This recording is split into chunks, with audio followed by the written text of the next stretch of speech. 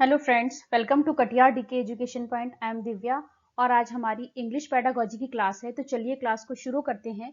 ये क्लास आपकी CTET paper 1 और पेपर 2 दोनों के लिए है। तो चलिए क्लास को शुरू करते हैं। पहला क्वेश्चन है, language is found scattered in our environment to what does this statement not apply. आपसे पूछा गया है कि भाषा हमारे परिवेश में चारों तरफ बिखरी हुई है, तो ये कथन किस पर अप्लाई नहीं होता। तो आपको बताना बेटा, पहला ऑप्शन है आपका न्यूज़पेपर, दूसरा एडवर्टाइजमेंट, तीसरा साइन बोर्ड, डी ऑप्शन है आपका लैंग्वेज लेबोरेटरी। तो आपको बताना है बेटा इसमें से कौन सा गलत है। भाषा हमारे परिवेश में चारों तरफ बिखरी हुई मिलती है। आप एक अगर पेंसिल भी ले रहे हैं या पेन भी ले रहे हैं तो उस पे भी कुछ ना कुछ लिखा हुआ है। अगर आप कोई चिप्स का पैकेट ले रहे हैं तो क्या उस पे भी 70 चीजें लिखी हुई है। तो ये क्या है? ये भाषा ही तो है। न्यूज़पेपर में क्या है? भाषा ही तो है।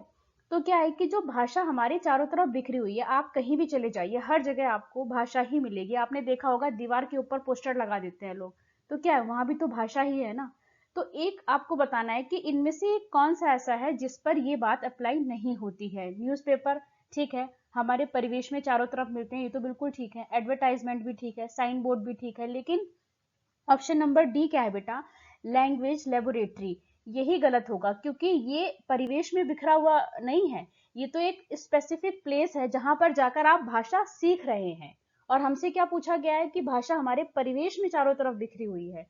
तो ऑप्शन नंबर डी आपका करेक्ट होगा, क्योंकि लैंग्वेज की लेबोरेटरी जो है वो एक स्पेसिफिक प्लेस है जहां पर आप भाषा सीखते हैं, तो वो परिवेश में बिखरी हुई नहीं है।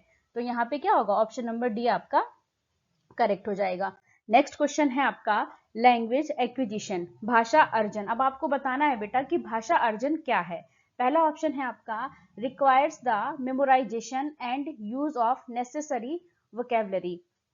जो आवश्यक आपकी वोकेबलरी है उसको याद करना और उसके उपयोग करने की, मतलब आप उसको यूज करें, उसकी आवश्यकता होती है। दूसरा, involve a systematic approach to the analysis and comprehension of grammar as well as to the memorization of vocabulary।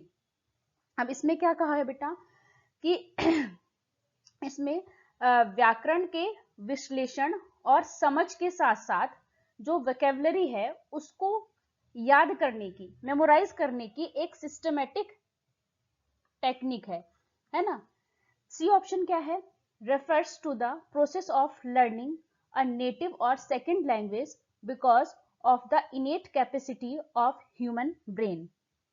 जो आपकी नेटिव, जो आपकी मतलब मूल भाषा है और आपकी जो दूसरी भाषा है उसको सीखने की जो प्रक्रिया है आपकी, उसको संदर्भित करता है, क्योंकि जो ह्यूमन ब्रेन है उसमें इनेट कैपेसिटी है भाषा को सीखने की।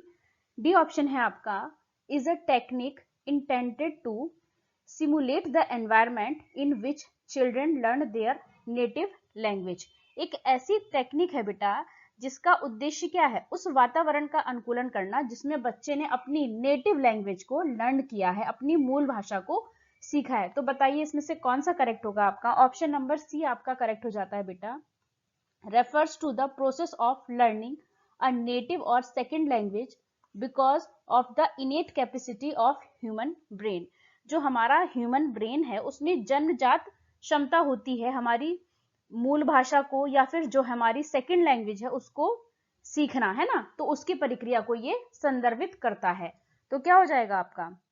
ऑप्शन नंबर सी आपका करेक्ट हो जाएगा कि जो हमारा मानव मस्तिष्क है उसमें जन्मजात क्षमता होती है मूल भाषा और दूसरी भाषा को सीखने की, इसीलिए उसकी प्रक्रिया को ये संदर्भित करता है।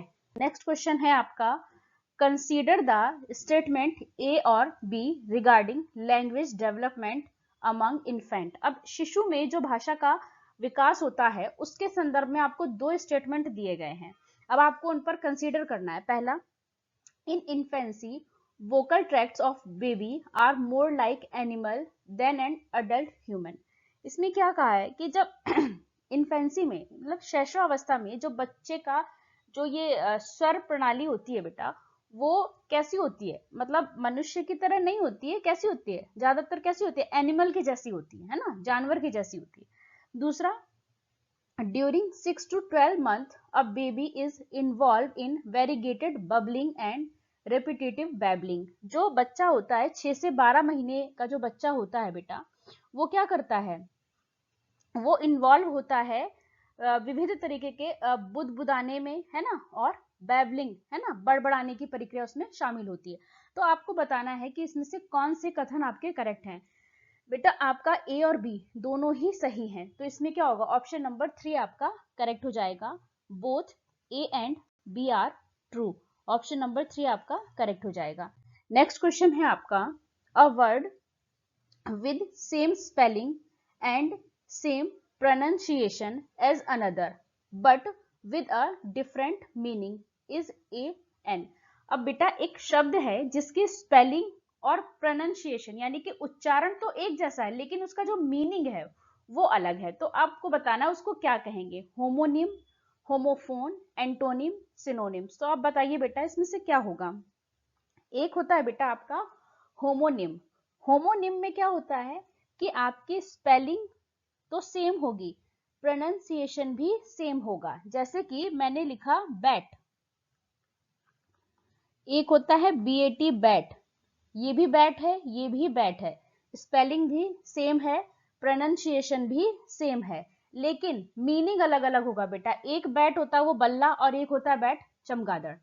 तो यहाँ पे क्या कहा गया कि स्पेलिंग सेम है, प्रोनाउंसिएशन भी सेम है, लेकिन मीनिंग अलग है। तो ये क्या है, होमोनिम है। एक होता है बेटा होमोफोन। होमोफोन में क्या होता है बेटा, आपका प्रोनाउंसिएशन तो सेम होता है लेकिन स्पेलिंग भी अलग होती है और उसका मीनिंग भी अलग होता है। कैसे, जैसे कि होमोफोन का एग्जांपल लेते हैं, मैंने लिखा यहाँ पर, हाँ, पीस, है ना, ये एक तो पीस की स्पेलिंग ये हो गई और एक हो गया पीस। ठीक है बेटा, तो ये जो पहले वाला पीस है इसका मतलब क्या है, शांति शांति, और ये क्या है, ये भी पीस है, इसका मतलब क्या है, टुकड़ा। तो आप समझ रहे हैं कि जब स्पेलिंग सेम होगी, प्रोनाउंसिएशन सेम होगा, लेकिन मीनिंग अलग होगा, तो क्या होगा बेटा, होमोनिम। लेकिन जब प्रोनाउंसिएशन सेम होगा और स्पेलिंग भी अलग होगी और मीनिंग भी अलग होगा, तो उसे कहेंगे हम होमोफोन। अब आप यहाँ पे देख रहे हैं, इसको भी पीस पढ़ेंगे, इसको भी पीस पढ़ेंगे, यानी प्रोनाउंसिएशन तो सेम है लेकिन स्पेलिंग में फर्क है और इनका जो मीनिंग है उसमें भी फर्क है। इसका मतलब है शांति और इसका मतलब है टुकड़ा। तो अब क्लियर हो गया होगा। तो इसका आंसर था आपका होमोनिम, ऑप्शन नंबर ए आपका करेक्ट हो जाएगा। नेक्स्ट क्वेश्चन है आपका, which one of the following is an example of basic interpersonal communication skill. एक होता है बेटा आपका बिक्स, बेसिक इंटरपर्सनल कम्युनिकेशन स्किल। एक होता है आपका kelp, cognitive academic language proficiency, है ना। तो पहले तो आपको इसका आंसर बताना है। पहला ऑप्शन क्या है, explaining a procedure to a peer during an experiment, कि मतलब एक्सपेरिमेंट के दौरान आप अपने किसी सहकर्मी से प्रक्रिया को समझा रहे हैं ना, एक्सपेरिमेंट के दौरान आप प्रक्रिया को एक्सप्लेन कर रहे हैं अपने पीयर को, दूसरा सहकर्मी को, है ना। Discussing response to a story in a small group in the classroom, class में एक छोटे से ग्रुप में, छोटे से समूह में आप किसी कहानी पर जो आपका रिस्पॉन्स है ना, उस पर चर्चा कर रहे हैं। तीसरा, taking notes during a lecture और टॉक, बातचीत के दौरान या लेक्चर के दौरान आप नोट्स ले रहे हैं। तीसरा, negotiating turn taking with a peer during free play, free play जो होता है, फ्री प्ले के दौरान आप अपने किसी पीयर के साथ बारी बारी से क्या कर रहे हैं, बात कर रहे हैं। तो अब आपको बताना है इसमें से बिक्स का एग्जाम्पल क्या है बेटा। बिक्स का एग्जाम्पल क्या होगा, जो आपका कैल्प होता है बेटा वो आपकी एकेडमिक लैंग्वेज होती है और जो बिक्स होता है वो आपकी सोशल लैंग्वेज होती है। डे टू डे लाइफ में आप अपनी फैमिली में जिस तरीके से बात करते हो, किसके अंदर आएगा, बिक्स के अंदर आएगा।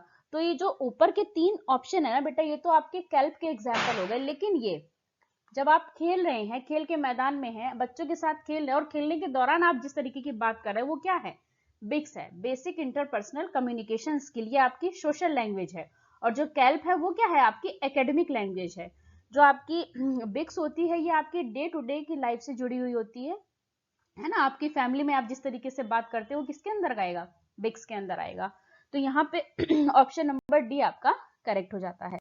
नेक्स्ट क्वेश्चन है आपका लैंग्वेज इज, अब आपको बताना है भाषा क्या है। पहला स्ट्रक्चर फॉर्म सिस्टम है, a formation of word rule and meaning है, a human system which change frequently, या फिर अ रूल गवर्न सिस्टम। तो बेटा लैंग्वेज क्या है, सिस्टम ऑफ सिस्टम्स है। लैंग्वेज क्या है, रूल गवर्न सिस्टम है। तो ऑप्शन नंबर डी आपका इसमें करेक्ट हो जाता है। नेक्स्ट क्वेश्चन है आपका which of the following approaches method advocate linguistic competence and performance. अब आपको बताना है कि वो कौन सी ऐसी अप्रोच है जो आपकी भाषा की दक्षता और प्रदर्शन की वकालत करती है।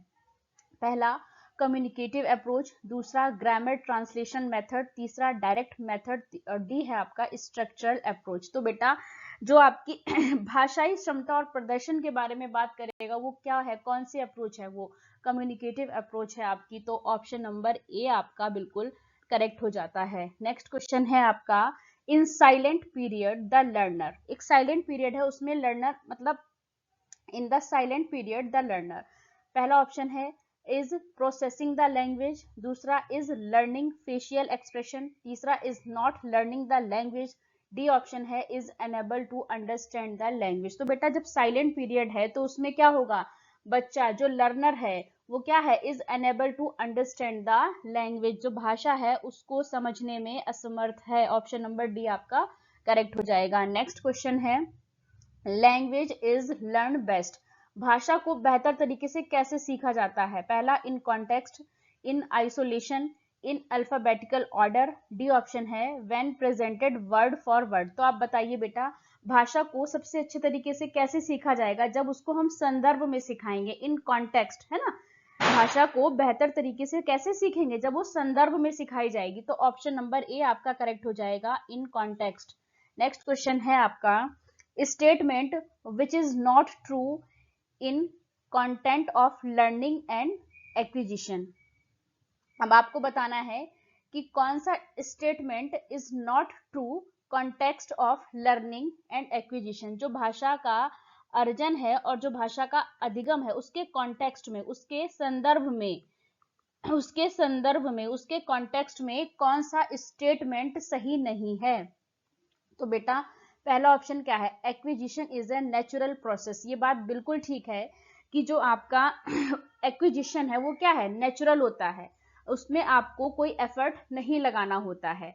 बी ऑप्शन क्या है, learning is a continuous process, जो आपका सीखना है वो क्या है, कंटिन्यूअस प्रोसेस है कंटिन्यूअस प्रोसेस है आपका। तीसरा ऑप्शन क्या है, learning result in subject proficiency, जो सीखना है वो आपको क्या करता है, जो लर्निंग है वो आपको किसी सब्जेक्ट में आपकी प्रोफिशिएंसी लाती है, मतलब सीखने से आपके विषय में आपकी क्या आती है, प्रवीणता आती है है ना। डी ऑप्शन है acquisition help in cognitive abilities, जो आपका अर्जन है वो आपकी जो कॉग्निटिव एबिलिटीज है बेटा, की संज्ञानात्मक क्षमताएं हैं उसमें क्या है, मदद करता है। तो ये तो ठीक है आपका बिल्कुल कि जो एक्विजिशन है वो नेचुरल प्रोसेस है, लर्निंग एक कंटिन्यूअस प्रोसेस है, ये बात बिल्कुल ठीक है, जो लर्निंग है वो हमेशा चलने वाली प्रक्रिया है। डी ऑप्शन क्या है, एक्विजिशन है जो आपकी कॉग्निटिव एबिलिटीज में आपकी हेल्प करता है, आपकी संज्ञानात्मक क्षमताओं में अर्जन है जो वो आपकी हेल्प करता है, इसको अधिग्रहण भी बोलते हैं बेटा, अर्जन को ही, है ना।